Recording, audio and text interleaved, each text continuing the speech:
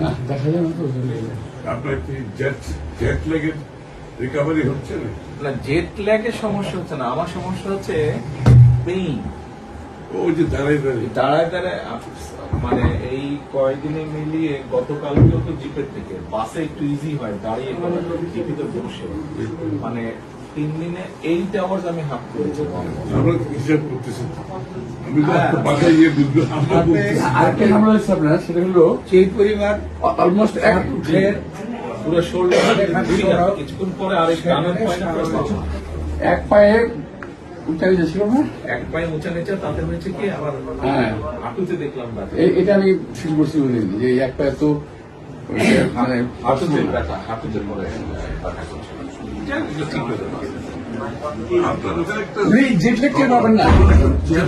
আজকে দিয়েছে, আজকে ফিক্স করেছে যে আমি ওদের বললাম যে আমাকে এখানে একটা chair, folding chair, back support সহ ইয়েস, ওই যে ফোল্ডিং চেয়ার থাকে যে বাসের মধ্যে, ঠিক ওই চেয়ারটাই মাইক্রো বাসে থাকে না, ফোল্ডিং চেয়ার, ওই যে ড্রাইভারের সিটের পাশে, ওরকম একটা লাগিয়েছে আজকে। আপনার মানে পুরো বডি শেপের সাথে টাচ জি। করে যাতে প্রেশার না হয়। যে ওরকম লাগিয়েছে আজকে একটা।